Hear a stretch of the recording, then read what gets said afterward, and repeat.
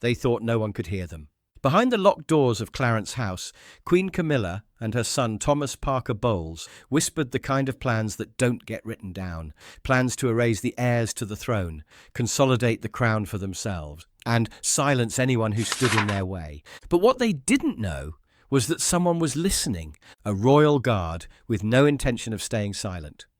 And when he stepped through that door to confront them, he wasn't met with silence, he was met with fists, with lies, with a queen screaming treason before the truth ever left his mouth. But by the end of that night, everything they tried to bury came crashing into the light. So before we show you how a single guard uncovered the darkest plot inside Clarence House, make sure you're subscribed with the bell icon turned on, and drop a comment telling us where in the world you're watching from. Because what you're about to witness may be the most shocking betrayal ever to unfold behind palace walls. Clarence House didn't sleep the way normal buildings did. It settled, creaked, breathed through stone and plaster, like something alive but old, whispering secrets into velvet curtains that hadn't moved in decades. The east wing felt colder than the rest, always had, dimly lit, lined with portraits no one looked at anymore, carpeted with runners that muffled every step. Most nights, it was empty by 9. Tonight, it wasn't. Sergeant Alistair Drake moved alone down the service corridor, boots silent on the patterned wool beneath him. 18 years as a Coldstream guard had taught him how to disappear even in full crimson. Tonight, though, he wasn't in ceremonial dress. Deep watch detail meant a dark overcoat, white gloves, sidearm holstered at his side. Not for show, for real. He'd been reassigned an hour ago. Some discrepancy in the evening transport manifest. Nothing serious, they said, just a formality. But something about the way the order came through, too casual, too vague, had stuck in his throat all evening. The eastern corridor was supposed to be cleared by 9, empty, locked down. But as he rounded the corner toward Chamber 2L, the old reading room Queen Elizabeth used to favour, Alistair saw 3 things that didn't add up. First, the wall sconce outside the door was still on. Low amber glow, flickering slightly. Someone had overridden the timer. Second, a tray cart sat beside the threshold, empty now but recently used. No one served meals in that wing, not anymore. Third, voices, low, pitched, not arguing, but tense, like something being planned with urgency and spite. He couldn't make out the words yet, but one voice was unmistakable, her voice. Camilla. The other, slurred slightly, arrogant, was Thomas Parker Bowles. Alistair's eyes narrowed. His hand rested lightly on the leather strap across his chest. There were no guards scheduled past the corridor checkpoint, certainly none within hearing range of this room. He could walk away, file a report, wait for orders, but something twisted in his gut. Pattern break. That's what they called it in Helmond. The moment something deviated just slightly from what it was supposed to be. Lights on that should be off. Voices in the wrong room. Silence too thick. Alistair didn't call it in. He stepped to the side of the door, keeping out of the light. Let his back brush the panelling, then stood perfectly still, one ear turned toward the voices behind the wall. The first clear phrase drifted out. He's not fit to rule, and everyone knows it. Not yelled, not whispered, just said, like a plan already in motion. Alistair's brow lowered. His pulse didn't change, but his mind did. He remained frozen, letting the words seep through the plaster like poison through linen. And with every sentence he heard next, the silence of the corridor grew heavier. He didn't know it yet, but that night wouldn't end with silence. It would end with a reckoning. A ghost of a man, wandering around the palace like a soft old priest. Camilla again, clearer now, no longer muffled, but rising with heat. Alistair didn't flinch. He'd been trained to remain motionless under worse. Years ago, he'd held position through a mortar barrage with nothing but sandbags and silence. But these words struck differently. This wasn't royal squabbling, this was contempt, and it had weight. He can't even get through a state dinner without forgetting who he's speaking to, she continued. Anne's the one holding him upright, and she does it like she's punishing everyone in the room. Thomas's voice, smug, slow. She's always been unbearable. St. Anne of the stiff collar. No one outside the tabloids even likes her. I'd replace her with a bronze statue and a press release. Camilla gave a dry laugh. At least statues don't interrupt. The clink of glass. A chair creaking back. And William? Thomas went on. He's barely in control of his own wife, let alone a commonwealth. The only reason anyone still listens to him is because of that damned face. He looks like his mother. Camilla scoffed. That's all they want, isn't it? A ghost in a suit. Another Diana to make them cry on cue. That's why they parade Charlotte around in those coats, so the public has something to coo over while they're distracted. Alistair's jaw tightened. Then came the line that struck harder than the rest. George is a doll they wind up twice a year to wave. The monarchy can't survive on children's smiles. Silence inside. Not the kind that cooled things down. The silence of agreement. Thomas broke it. They're placeholders. That's all. Legacy trophies. We're the ones still breathing. Something behind Alistair's ribs twisted. He'd spent 18 years protecting this institution, had taken bullets meant for diplomats, had stood through storms that cracked stone. But nothing. Not Helmond. Not the riots of 2011. Not the funeral processions had prepared him for this. For the rot coming from inside. And this wasn't ego. This wasn't resentment. This was strategy. Camilla's voice dropped lower now, like reading minutes from a plan. We can't wait for Charles to stumble. We make the public want it. Dignity, maturity, stability. Not fairy tale heirs, not foreign brides and awkward heirs. They need someone who can govern. Thomas chuckled. And that someone wears a crown already. Camilla didn't reply. She didn't need to. Alistair's hand remained at his side, but his thoughts were no longer still. This wasn't just disrespect. This was a blueprint.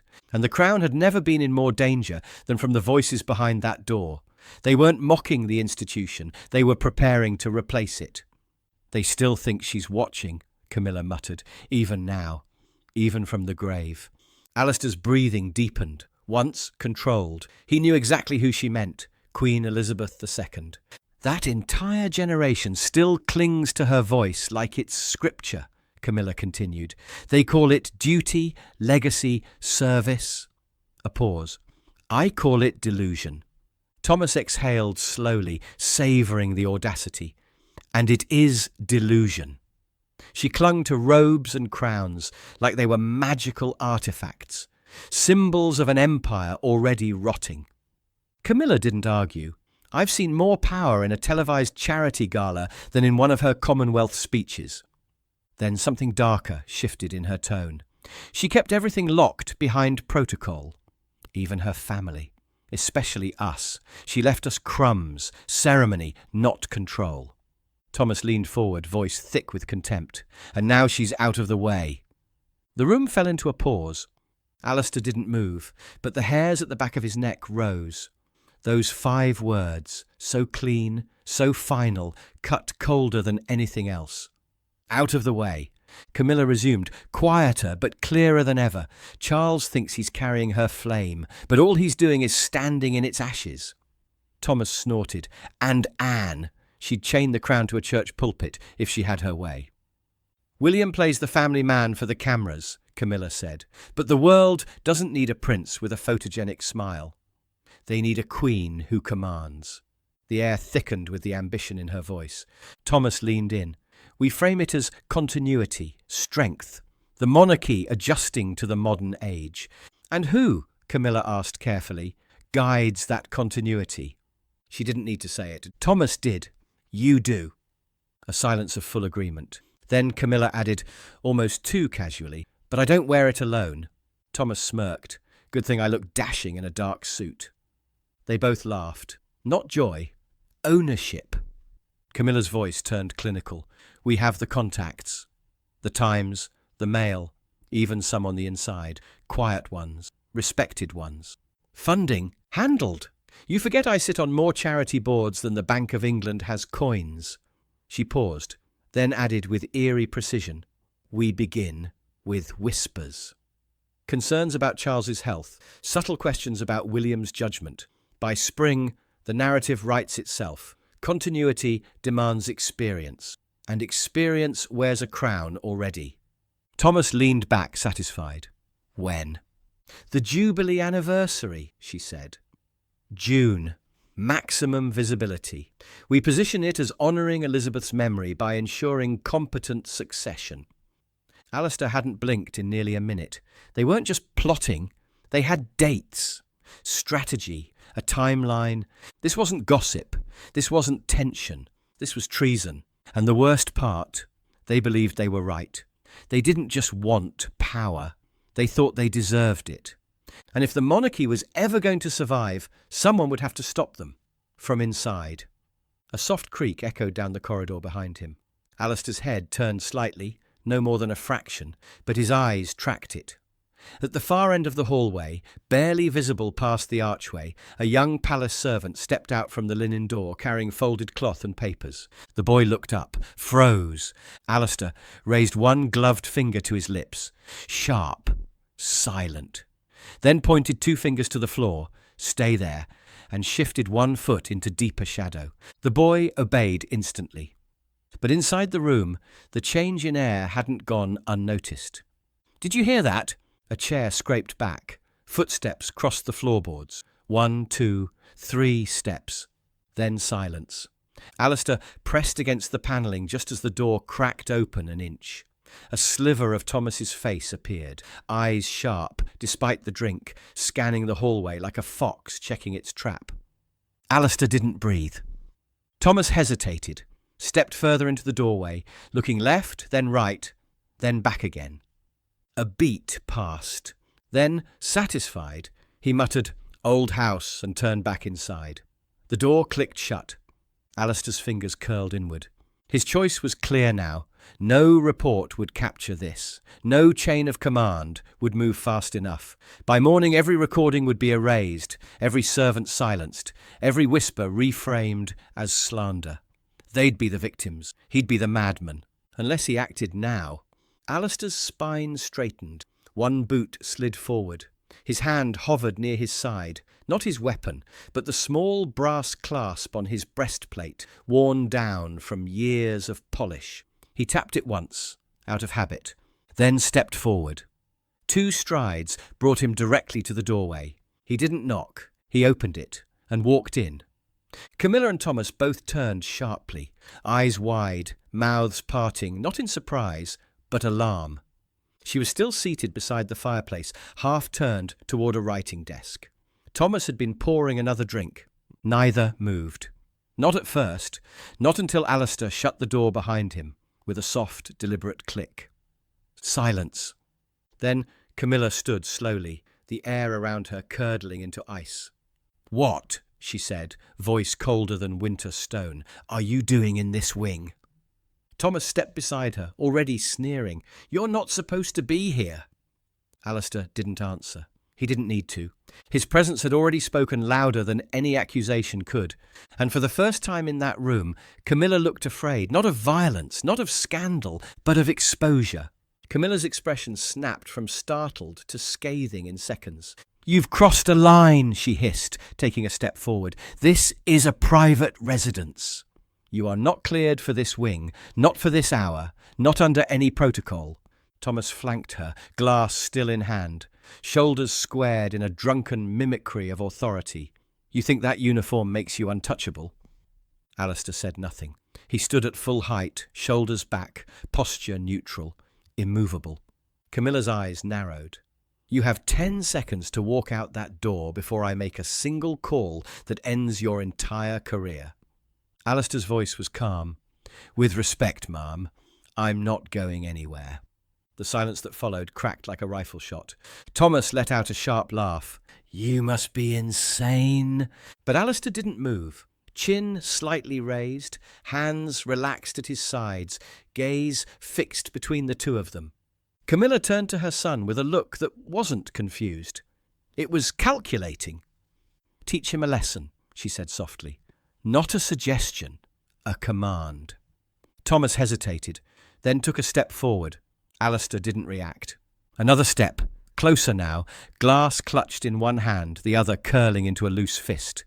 "This is your last warning," Thomas said, puffing his chest. "Put your head down and disappear, or I'll put it down for you." Alistair blinked once. "Don't."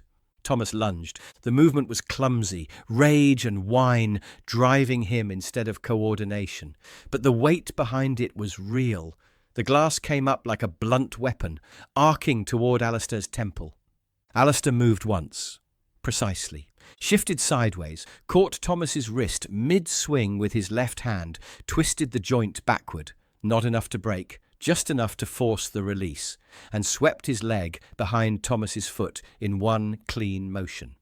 The Queen Consort's son hit the floor with a dull thud, glass shattering, elbow cracking tile, knee buckling awkwardly beneath him. He let out a stunned grunt as air left his lungs. One of the shards had grazed his palm. Blood smeared across the polished stone.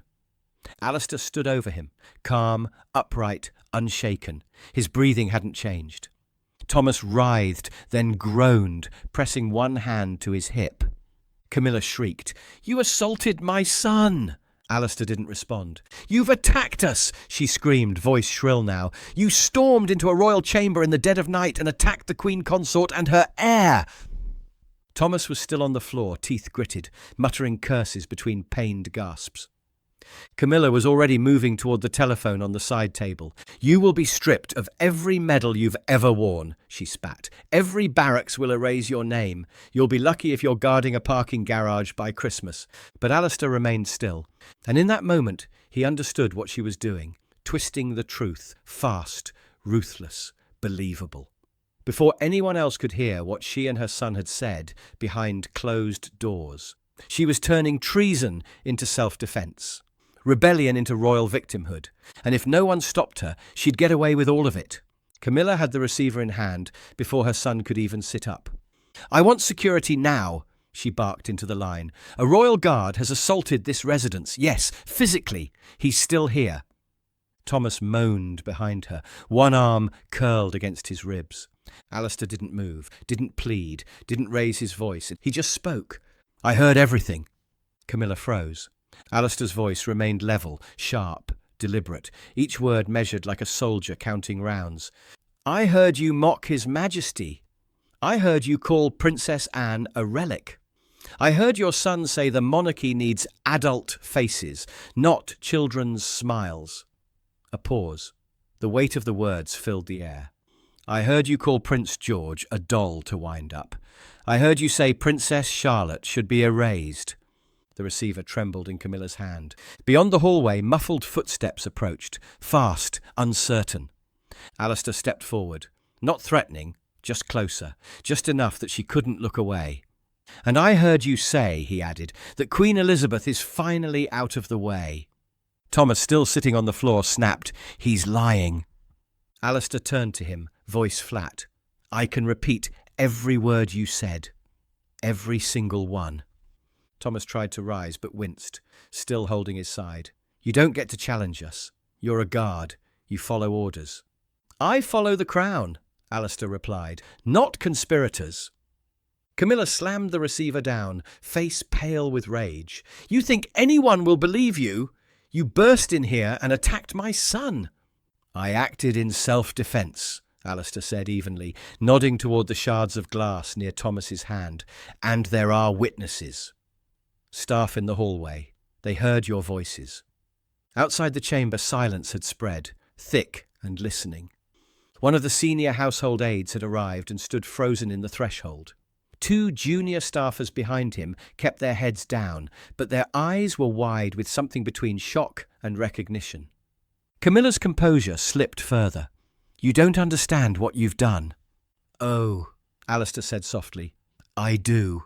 Thomas's voice cracked with venom. "You'll regret this, you little tin soldier." "You think you're going to expose the monarchy? You are the monarchy's shame." Alistair looked down at him. "You're not the monarchy," he said. "You're the rot beneath it." Camilla stepped forward, jaw clenched. "I'll see you court-martialed, dishonoured and erased from every record before breakfast." But Alistair didn't flinch, because the door behind them creaked open wider. And more staff were watching now, and the lies they'd once feared were unravelling by the second. The footsteps came fast, leather soles on polished stone, steady but urgent. Then the voice. "Where is he?" The doorway split open as King Charles stepped through, flanked by two senior aides struggling to keep up. His overcoat still hung unevenly over one shoulder, as if he hadn't finished dressing. His expression wasn't regal. It was sharp, flushed, and simmering with confusion and fury. "What the hell is going on here?" Camilla moved before anyone else. She swept past Alistair like he wasn't there and crossed to Charles with the speed of someone seizing a lifeline. "He attacked us!" she cried, grabbing the king's forearm. "In the middle of the night, Charles!" "He stormed into our private meeting and threw your son to the ground." Charles stiffened. "What?" "He's gone mad," she continued, breath quickening, tone carefully desperate. "He's always been cold, you know that. Strange. But tonight he forced his way in, unprovoked, launched himself at Thomas without a word. It was terrifying. Behind her, Thomas staggered upright with a groan, leaning against the wall. His shirt was untucked, jaw red, pride worse. Alistair stood still, hands by his sides. Charles's gaze locked on to him. "Is that true?" the king asked, voice low and dangerous. Alistair didn't blink. "No, sir." Charles's brow darkened. "Then explain yourself." Alistair took a breath. Not to defend, to reveal. "I entered the chamber after overhearing private speech that directly insults the crown," he said, "including statements suggesting your majesty is unfit to rule, that Princess Anne is obsolete, that Prince William is weak." Camilla gasped theatrically. "This is madness!" But Alistair continued, voice steady as stone. "And worst of all, that Prince George and Princess Charlotte should be erased from public life entirely, that they're props, dolls, symbols to wind up twice a year." Her words. The aides behind Charles looked up sharply. One of them froze entirely. Charles paled. The room went still. Camilla laughed once, short and sharp. "He's making it up."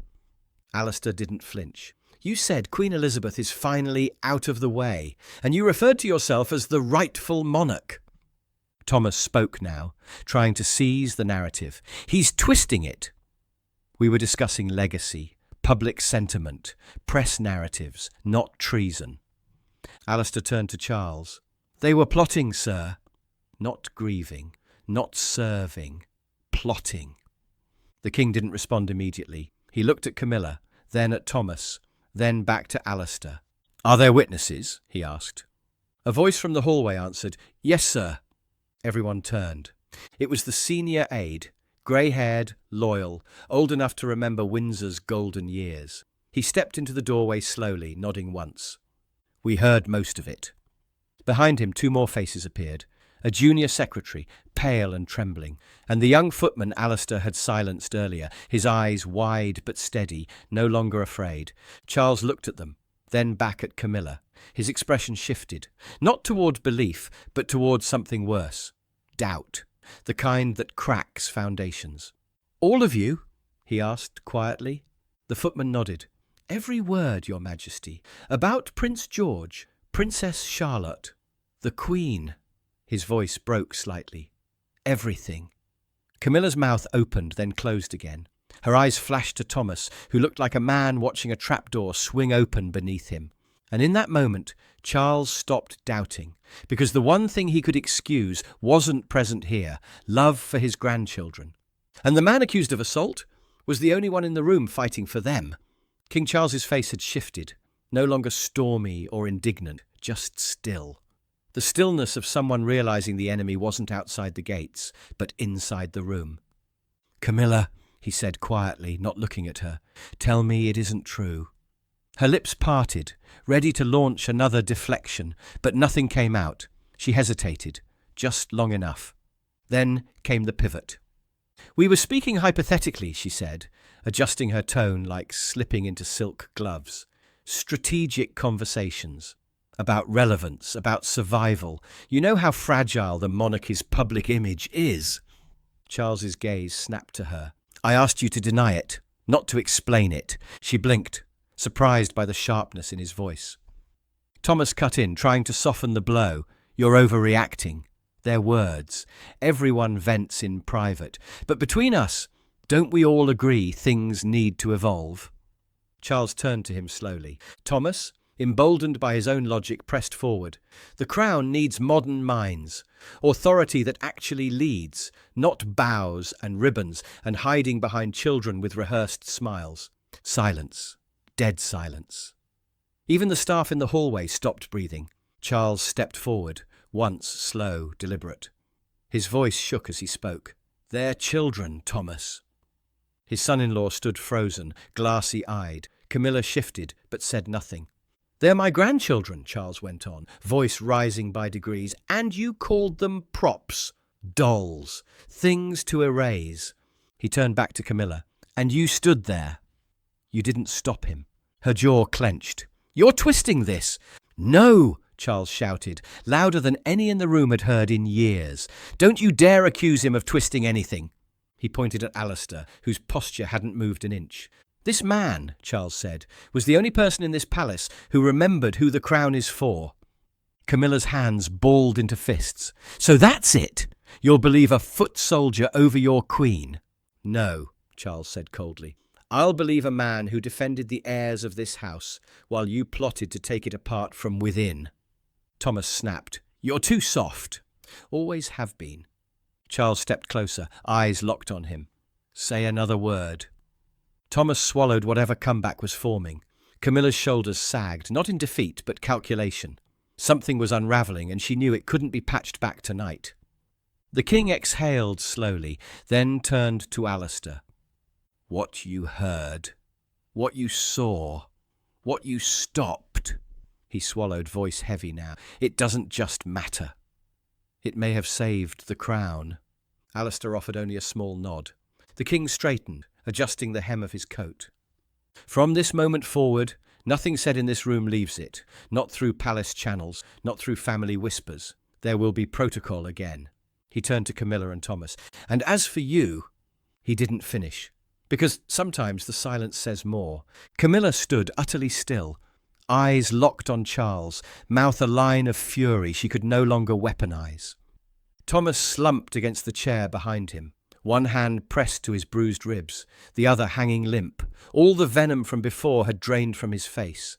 There was nothing left of the entitlement, just the faint flush of a man watching a crown he thought he'd inherit vanish into ash. Charles turned back to Alistair. Your full statement, he said, voice calmer now, but carved from something far older and harder than rage, will be taken, logged, and submitted directly to the Lord Chamberlain. Unfiltered. Alistair bowed slightly, not out of ceremony, but agreement. Camilla's voice cut back in, breathless, grasping for ground. You can't be serious. You're legitimizing this act of aggression. You're taking the word of a ceremonial statue over your own wife and son. Charles didn't turn. He spoke quietly.